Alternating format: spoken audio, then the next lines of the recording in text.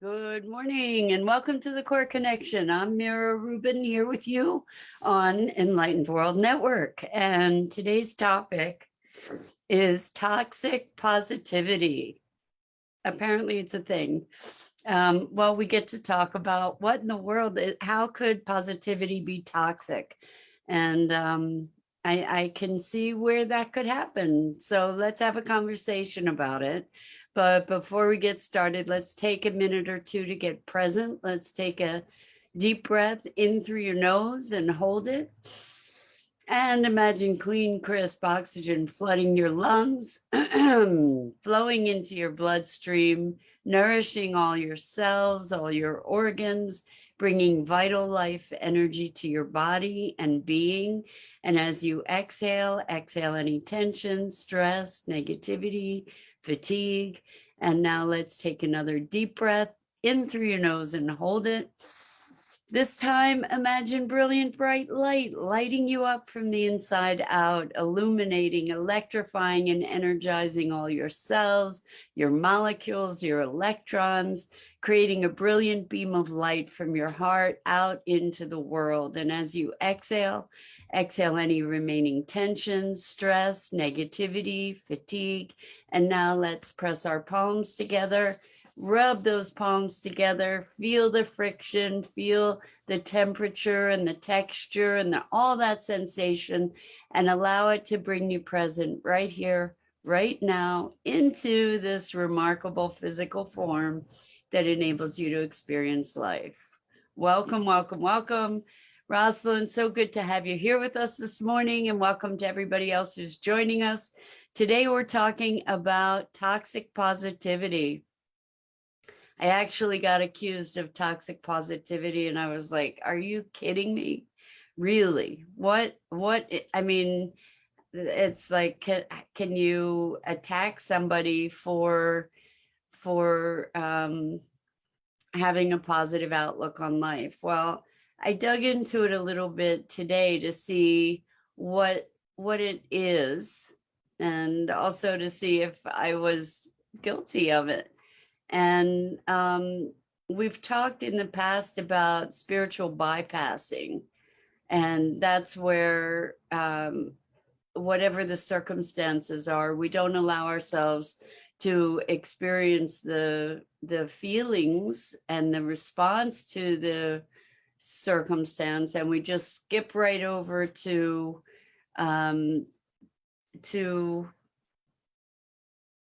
I guess to positivity, to saying, well, everything has its purpose. And, I essentially not allowing yourself to experience the experience or denying others the experience. When someone's feeling sad or angry or unhappy, to not acknowledge what is going on and for them or for you for that matter, and then pushing into this everything is rosy kind of attitude. And I don't perceive that that's where I come from, because I'm so much about processing emotion, but apparently, it's a thing, as is spiritual bypassing. So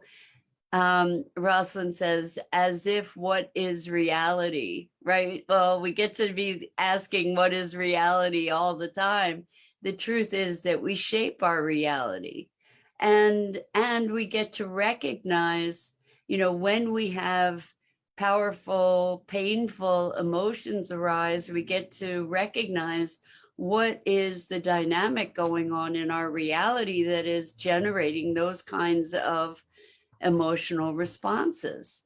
So I guess that positivity becomes toxic when it is used to deny or bypass the experience that another person is having.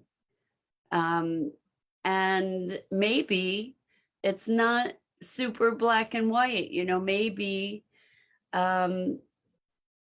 maybe there's a spectrum of denial. I'm just going to say that that's when it becomes toxic, is when there's a denial around emotions, is to say to somebody, well, you don't have the right to feel the way you feel. And at some point, and who's to say what point that is, we get to be accountable for how we feel. Right? Like, we are creating our experience. So if we're upset, that's an opportunity to be looking at what's going on internally, such that we can learn from it, heal from it, and evolve from it, right? Not deny it, not just say, well, I'm really angry, but I'm gonna just be loving. Well, that's the anger hasn't been processed to a place where you can actually move into that loving space necessarily, right? So, on some level, I also see the moniker of good morning, Jennifer. Welcome. It's great to have you here this morning. We're talking about toxic positivity and bypassing, or spiritual bypassing, where we deny ourselves the experience of our experience by trying to automatically reframe it into another context without being present to what's there and what the opportunity is to learn, grow, heal, and shift. So where was I going with this? In terms of personal accountability, the one thing that we do have the ability to clearly impact in our lives is our own experience, right? We do have the ability to reshape our way of perceiving things and thereby shift our experience of those things and those circumstances. And Rosalind says, a mom can see her child with unconditional love, even when they're being shitty. How much does one take before it's toxic?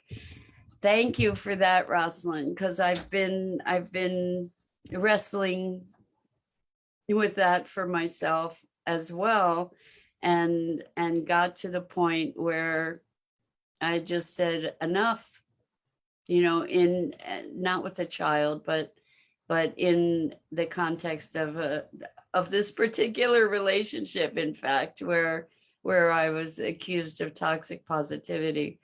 I had no idea there, like, I thought, geez, wow, vilifying people who are fundamental optimists.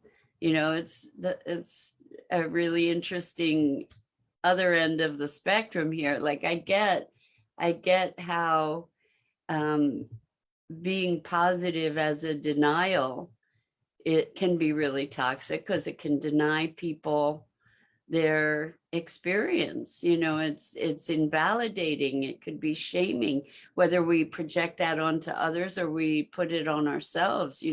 Just be positive. Well, if there's something going on, it's calling for your attention, right? And it's an opportunity to transform it, to heal it, to understand it, to acknowledge yourself, to give yourself some love and compassion, or the same thing with another. Good morning, Gia. So good to have you here with us again. Welcome. So we're talking about toxic positivity and spiritual bypassing. And when is it that something, that we determine that something is toxic? When is enough enough? Or when is enough too much? it's interesting because we are familiar with the concept of toxic negativity, right? Where there might be bullying or um, incredible criticism or lots of rage, all of these kinds of things. And on you know on the other side of things, I could see where the unwillingness to be present to painful emotions and reframing things into a positive frame in denial of those emotions can also be a form of bullying or shaming. It's like, what's wrong with you? Why don't you just, be positive? This sort of thing.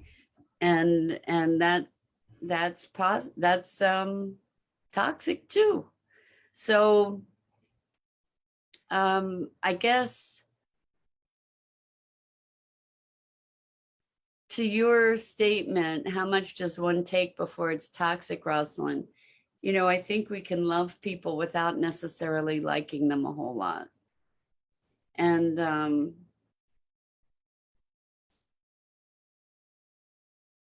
I wonder,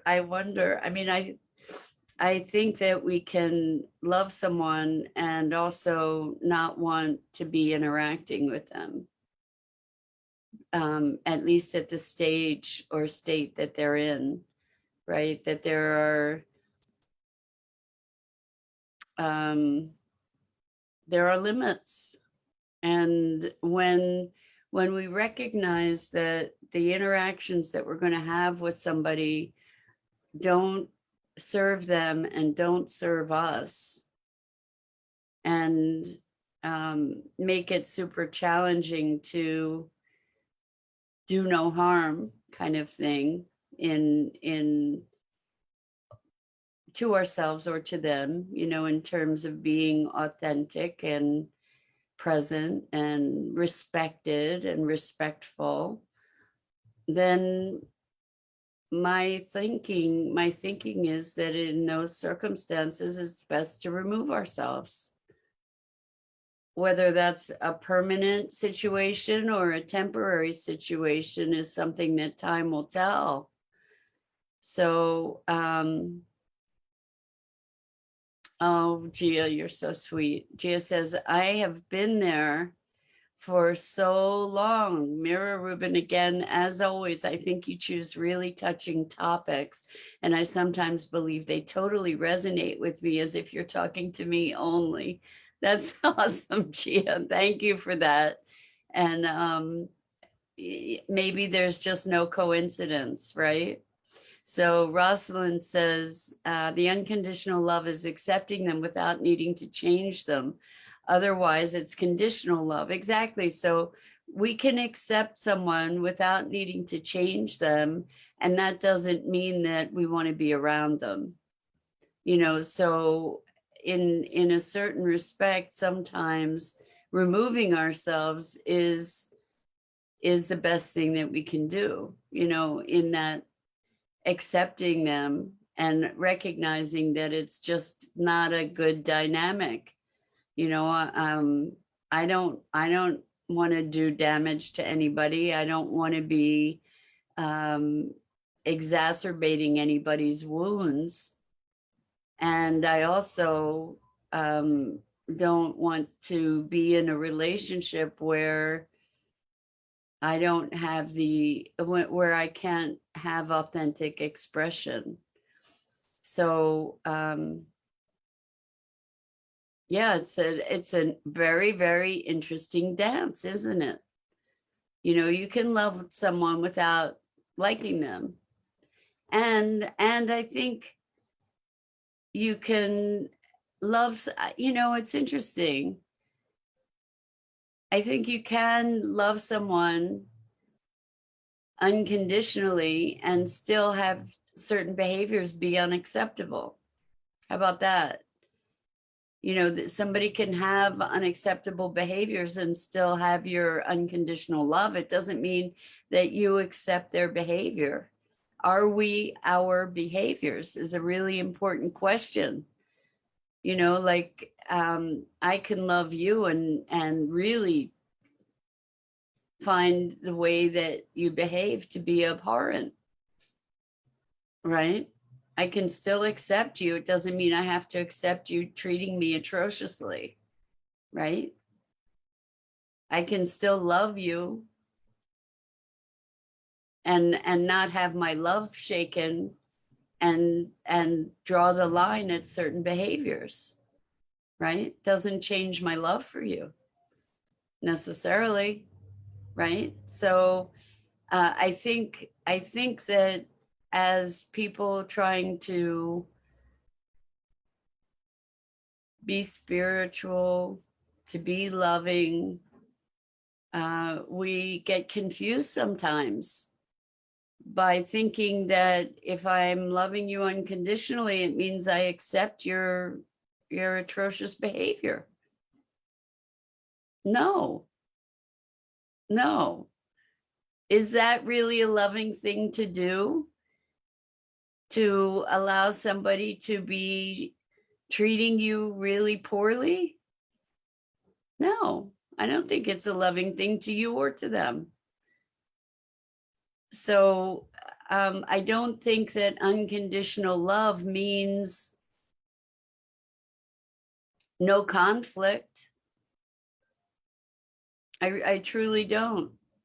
I think that we can have, like, I have unconditional love for this person. I love them, despite the fact that sometimes they're a miserable such and such. I love them, but I don't like them a lot of times. And right now, just not in a place where I can interact with them in a way that would be nurturing to them and and respectful to me.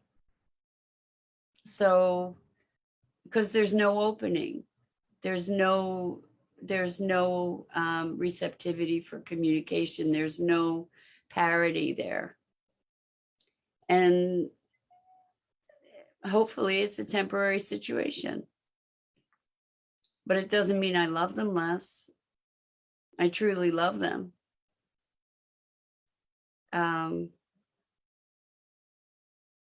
Yeah, it's very interesting. It's interesting to think about, how does love translate to behavior? You know, people do horrible things to each other in the name of love sometimes too. Yeah, it's very, very, very interesting how we navigate that kind of dynamic and this notion of toxicity. I have spent the better part of my lifetime working to heal my family, relationships in my family. And I see things playing out intergenerationally that just break my heart, because it's a perpetuation of the same kind of dynamic, you know, that I think perpetrates and percolates out if we don't address the challenges that we have in the context of a family dynamic. They happen intergenerationally. You know, we see that with sexual and physical abuse and emotional abuse. You know, these patterns that just repeat unless we bring them to the light and take deliberate action to shift them. You know, so back to the circle of toxic positivity, I believe that it can exist. You know, it does exist when we're denying people's experience, whether it's our own or someone else's, and just saying, I'm gonna just put on a happy face and pretend that all that doesn't exist. That's not helpful to you or anybody else. However, we do have the ability to shift our way of being, our perspective. And it often means really deep work to find the wounds and heal them. And I think that this is something we're called to do. But all of that, yes, there can be such a thing as toxic positivity, and it also can be name calling. So because if someone is living in a world that is very dark of their making, we make our world, and then they see somebody who is not in that darkness, they could be name calling too. So I think we get to look at what are our dynamics as we are seeking to be more present, as we are seeking to be more awake. What kind of dynamics are we engaging with along the way? Being present means being able to be present to someone else's pain. And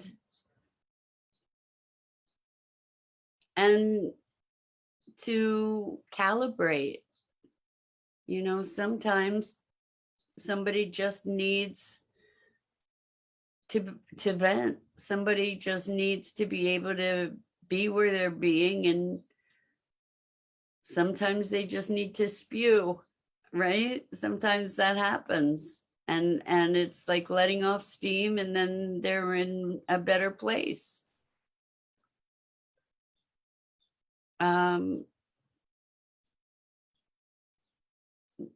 How do we calibrate as far as what's okay for us and what isn't? So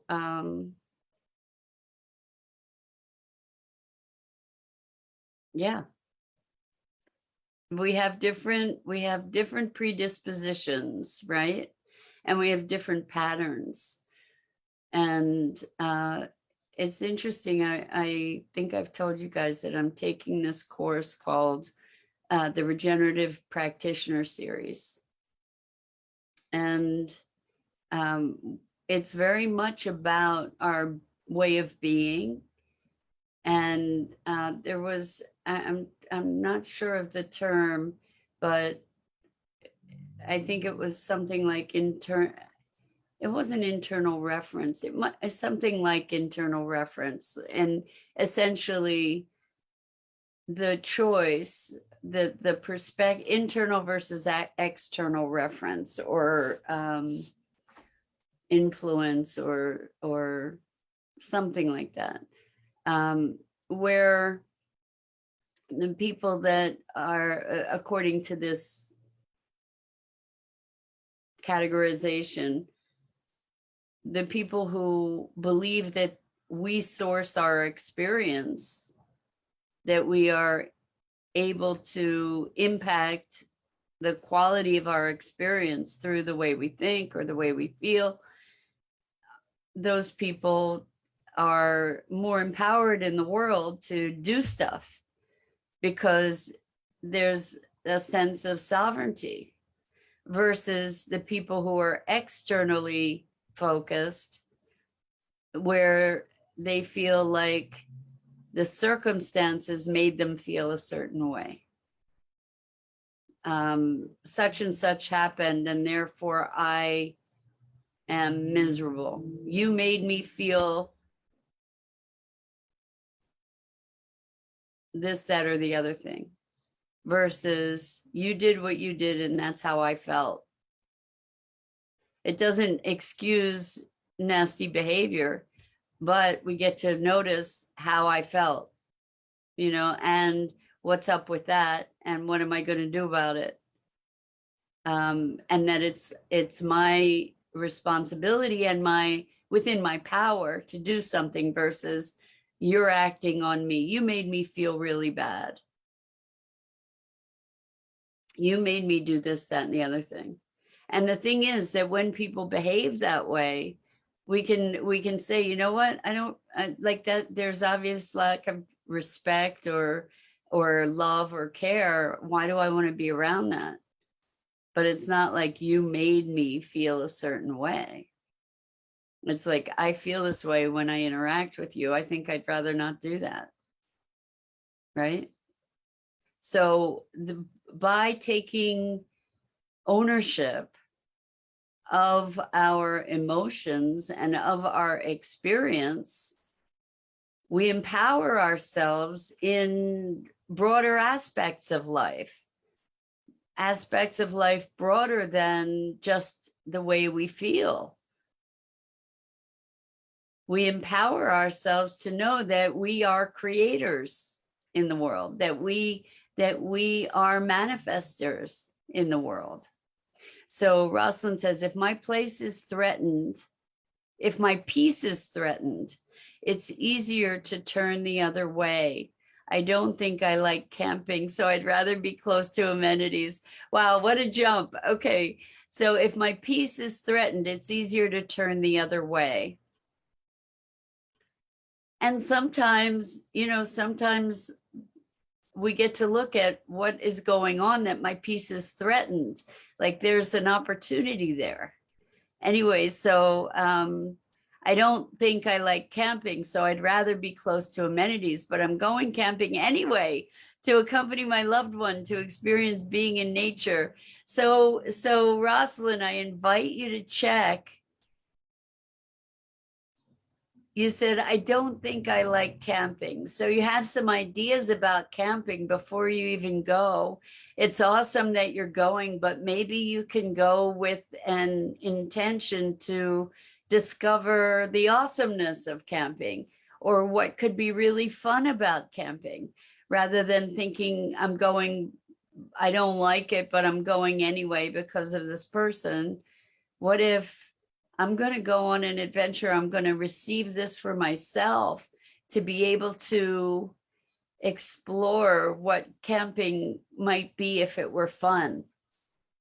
So this is what we're talking about in terms of internally referential, like being able to generate from within to without. Good morning, Dido. So good to have you here with us this morning. I'm really glad you could join us. So, yeah, I hope you have the opportunity for wonderful, delightful discoveries, Rosalind, as you go camping, and be in the magic of nature, and be open to having an unanticipated, delightful, joyful experience. So is that a toxically positive recommendation? I don't think so. I think it's sourcing the opportunity that's available to you. So I wish you a really good weekend, all of you. And I so appreciate you joining us here each weekday morning. I'm Mira Rubin. This is the Core Connection. And each weekday morning, I go live here at 9 a.m. Eastern on the Enlightened World Network Facebook page and YouTube channel. And I invite you to check out all the other awesome programming on Enlightened World Network. And I wish you a marvelous, marvelous weekend, and lots of positive, wonderful, enriching experiences. Till next time, so much love.